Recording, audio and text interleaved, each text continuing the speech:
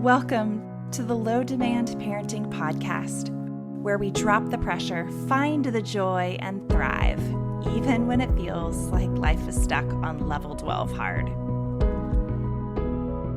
I'm Amanda Diekman, author, autistic adult, and mom of 3. I'm not here as an expert, but a fellow traveler. Together, we're learning how to live more gently, authentically, and vibrantly in this wild parenting life. I am here with 2 people I am really looking forward to talking to today. This is Jaya and Priya, authors of Parenting at the Intersections. Welcome. Thank you for having us. I'm really glad that you're both here, and I want to jump right into hearing some about your journey, each of you. I'd like to hear more about how you came to be so passionate about supporting and empowering neurodivergent parents. Jaya, do you feel comfortable going first? Sure. I'd just like to first start by acknowledging that I'm on the lands of the Duwamish and coastal Salish people, the stolen and ceded lands. And I am located here as a settler, originally an immigrant from India. And I'm a mom to neurodivergent kids, and I'm neurodivergent myself. And what brought me into this journey really is my kids in trying to figure out how to parent them.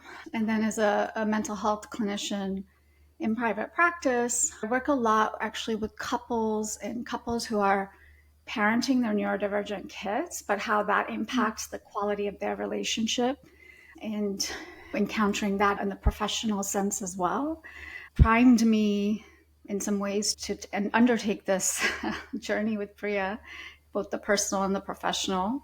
And then just the way life is serendipitous, the opportunity to write this book, which offered to us, and we both were really glad, I think, to have taken this journey together. Priya, tell me a little bit more about you and your journey. Yeah, thanks, Jaya, for sharing that. It helps that you went first because then I don't have to repeat a lot of the things because we have lots of things in common. I, too, am a first-generation settler on Duwamish lands, and I knew growing up in Singapore and in India, but largely in Singapore, in a system that was very cutthroat academic, really struggled in the school system, learning in the ways that was designed for neurotypical people, and didn't quite understand myself, and really went through a childhood feeling like something was wrong with me. And I think that really propelled me to really want to make the system and the world a better place for young people. And somehow, in a roundabout way, I found myself really coming to what I really wanted to do very early on in childhood as a dream, which is to work with kids. And so I became a child therapist, and really working in private practice brought this experience of attracting what I needed to work on. And that's happened to me a lot. And I really do believe that there's a reason why people come to us with the things that they experience, and there's something that's there for us to look at as well. And as I started seeing children and families, and it was clear I needed to support parents in that work, and I started seeing lots of neurodivergent kids and families of color, and found this opportunity with Jaya. And really, I think it was such a deep sort of self-discovery process, along with where we were digging deeper into our identities and understandings of our connection to neurodivergence, and being people of color in this country, and raising children who are brown and neurodivergent, and also really noticing, just relating to so many voices out there and parents out there that really validated for me, like, I'm not alone, and this book is so needed. And we were so grateful to be able to talk to so many parents who lent their voices to the book. And yeah, glad to be here and talking with you about it today. Yes. You emphasized, each of you, the theme of connection and finding one another, and finding parents and children whose stories you could relate to. Intersectionality and complexity are so often left out in parenting conversations. Can you tell me how you define intersectionality, especially as it relates to parenting? So thank you, Amanda, for that question. So intersectionality, the way we approach it is the definition that was developed by Kimberly Crenshaw in the 80s, who's a legal scholar, really looking at the ways that the different identities of marginalization bring their own set of experiences, and that when they actually intersect, it creates a whole new experience of marginalization. And she, in her work, in Crenshaw's work, which I really want to just credit, that's where this all really started and where what we're referring to. She was looking at the experiences of Black women in the legal sector, and that often just looking at racism was a way to erase the experience of gender and sexism. And so she was bringing forth that it is a very unique and complex experience that when race and gender intersect together. And similarly, when we start adding other layers of marginalization, like sexuality, gender, ethnicity, nationality, all those things, that they compound and in an additive way. And that we need to really keep that in the forefront when we're trying to address issues for folks. And so in this book, we are talking about the intersectionality of race and neurodivergence and raising children with that intersectional identity, and that navigating these systems, whether it's school, whether it's the medical system, the carceral system, right, that the race and the neurodivergence piece has its own unique pieces. And then when you bring it together, it creates a whole new soup, right? And so also the other piece of that intersectionality is the parent's own identity. And where is what are the identities that come together for parents? And then that in relationship to your child, right? So there's so much complexity here. And that when we have multiple marginalized identities as well, there's a piece around development of how we negotiate and navigate and accept those identities within ourselves and within our children. That also adds, I think, to the complexity piece of this. So often parenting advice is presented as a one size fits all to parents, especially in books and from therapists, as though we can just plop this tool down on our kid and it'll work. And yet, as we know, that is not effective. It's not compassionate. It's not complex. So can you share your understanding of why this is so true in the parenting sector, that intersectionality is so missed? Yeah, I think to begin with, we are, in our book, we open up with contextualizing parenting under systems of oppression that impact us and everyone, regardless of identity. It impacts us, but it impacts marginalized folks in a different way because of the ways in which oppression limits and denies and does not see the potential of people of color or people who are disabled or anybody that's marginalized. There is a presumptive norm that is created through these systems of oppression that demand that people behave and act and function in a particular way that is in service of this sort of larger project of coloniality and capitalism, right? And neurodivergent folks, people who are racialized as like brown and black, right? Race is a construct. So people are racialized brown and black. In any other marginalization, really, the marginalization is that you are quote unquote deviating from this presumed norm. And the brilliance of these systems is that they actually just enlist us to just carry out the mission. So whether we know it or not, we're carrying it out in different ways. Mm-hmm. And so your question, why is intersectionality not top of mind or not being spoken about more readily, is I think it's a reflection maybe of how much we've ingested these messages and are not questioning them. And as Priya was saying, so allegiant to the presumptive norm, right? And our children that are neurodivergent or brown and black and maybe queer, like they are medicine. They're medicine because they are spilling out of these categories.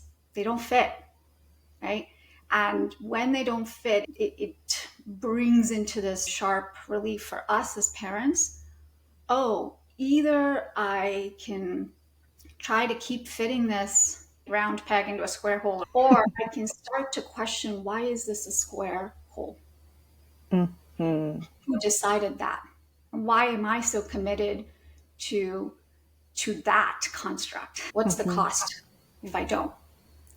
As a therapist working with families, it became really clear that these conversations are nuanced, and talking about how families fit with advice that is presented that is not fitting their children. Many of them walk through our doors because they've tried all these things and because they've not worked. And there is already a knowing and wisdom there for parents that there's something missing that is not working and we need support. There are therapists that do great work regardless of race and identities they hold, but there is a certain sort of validation that a lot of families of color seek by finding a therapist that understands where they're coming from and understands the context and the ways in which oppression has shaped their beliefs and messages. There's one thing also that I just want to add to this question is the piece around the advice or the expertise culture.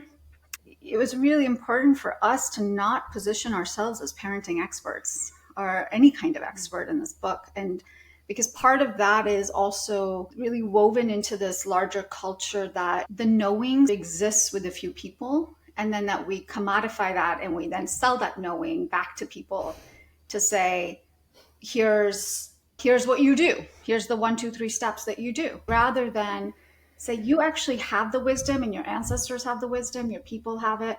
How can we be in support of bringing that forward? Yes, I love that.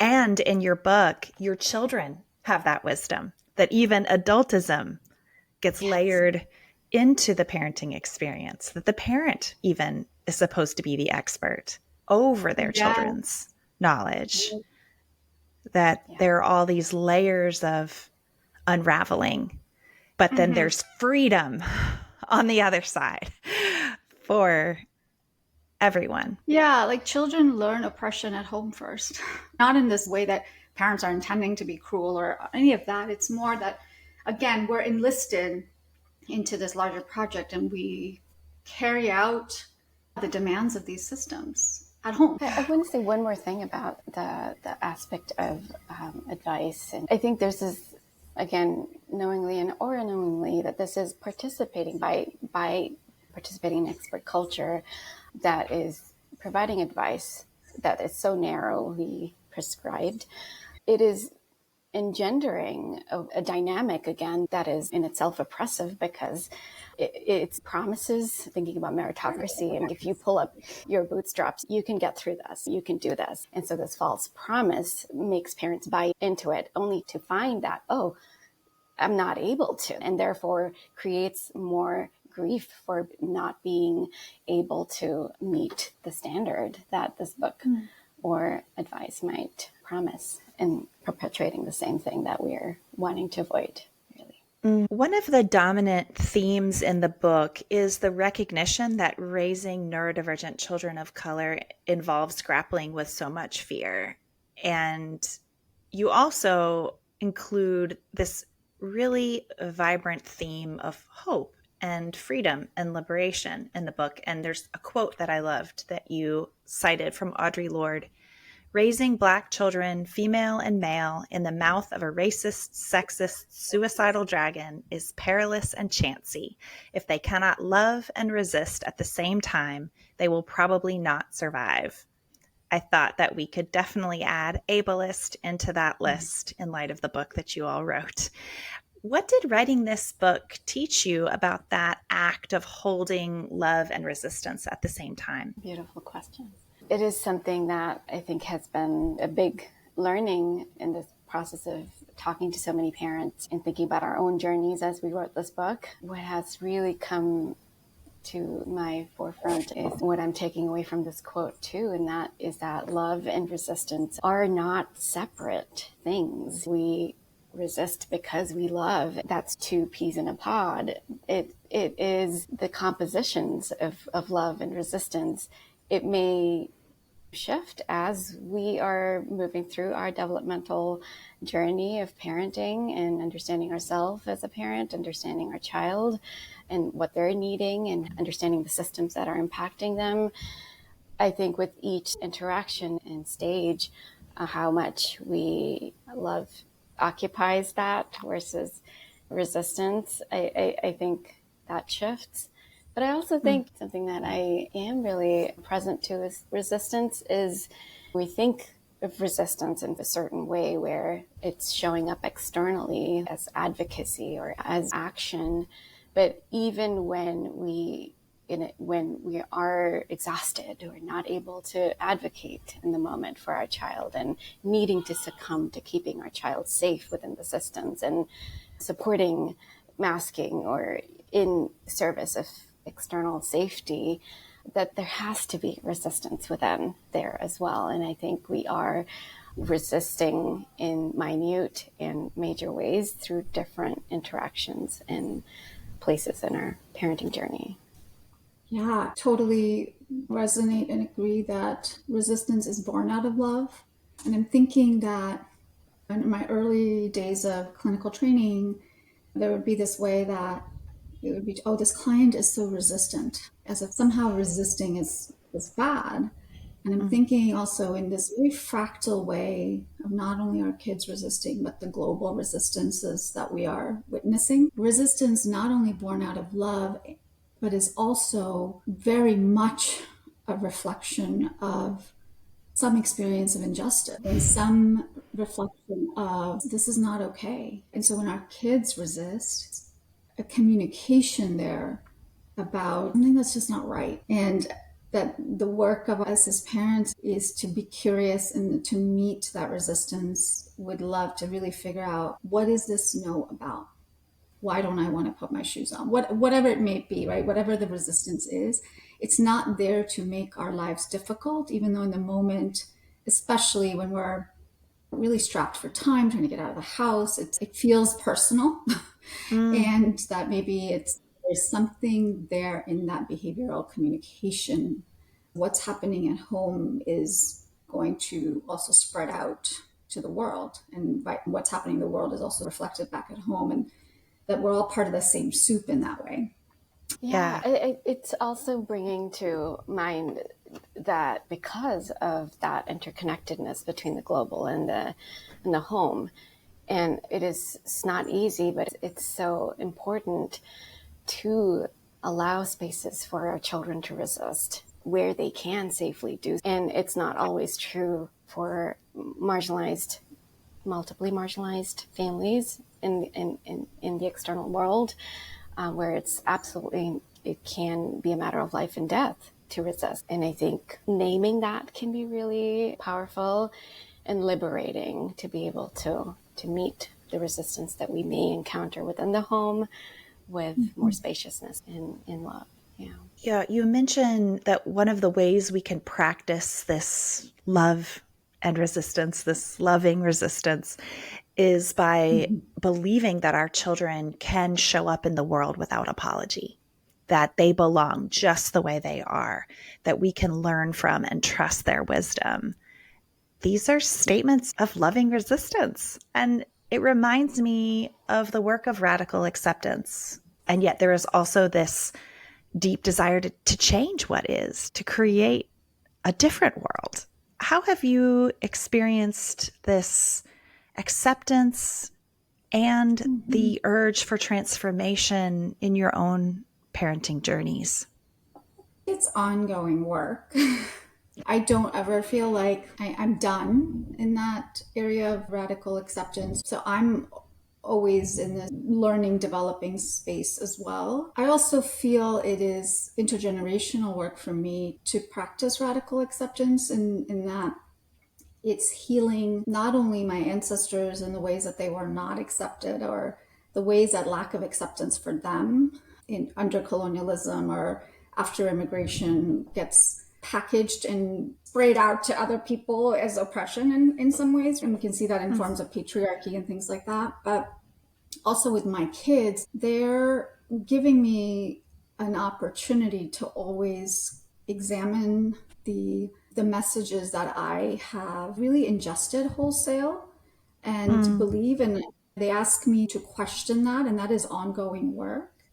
Questions around productivity, questions around what is polite behavior, right? What should be done at a particular age? We're so age obsessed in our culture, right? So all of those things I'm constantly sitting with. And the thing I love about my kids is they're so honest. They just give me feedback. They tell me when I'm messing up and I'm not doing it right, and they just say it. And I think what a gift to me that they will tell me and that we can continue to repair in relationship. To me, these are the ingredients of that love and that resistance and unlearning. I think it's unlearning. Yeah, that's beautiful, Jaya. And going back to what you mentioned earlier, our children do bring medicine, and this is the medicine they bring, right?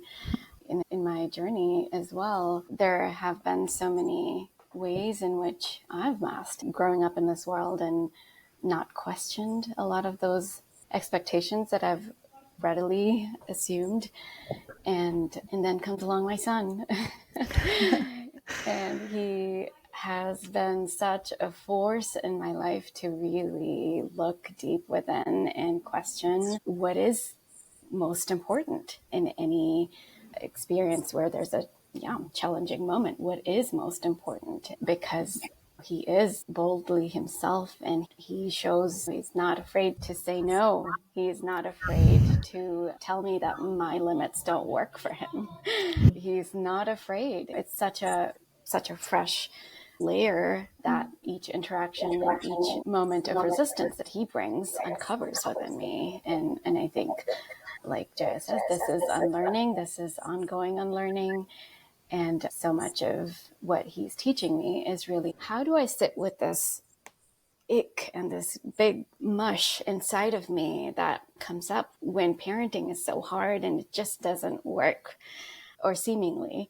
What do I do with this? How do I figure this out? How do I digest this? How do I compost this? And how do I come back to my confidence? Maybe that's going to take me down my path, and I needed to have a good cry about something that happened back in my childhood that I wasn't able to speak up in the way that my child is able to today. There's so many connections here and opportunities to look deep within and sit with that and really grieve.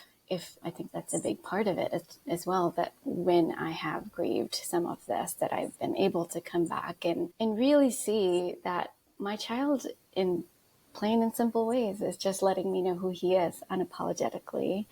It is really inviting me to center my relationship with him. That's been a primal sort of learning for me. At each moment, I ask myself, how do I center this relationship and what is most important to me? And the answer is the relationship. Thank you both for the rich work you've done in bringing together a whole community. I love that your book is itself a community, that the voices that created it joined together in this one experience. So thank you, and thank you to all of the parents who are a part of this larger project. Thank you. Thank you, Amanda. And thank you for the work you're doing in making parenting information and conversation so accessible to our larger community. So really appreciate this opportunity to be a part of that. I'm so glad. Absolutely. Thank you, Amanda. If this podcast is speaking to your soul, you can subscribe through wherever you get your own podcasts. Even better, if you feel the nudge, head on over to Apple Podcasts in particular and leave us a review. It's such a helpful way for new people to also get to experience what this podcast wants to bring into their lives. I'm Amanda. Remember, it takes great strength to let things go. I'll see you next week.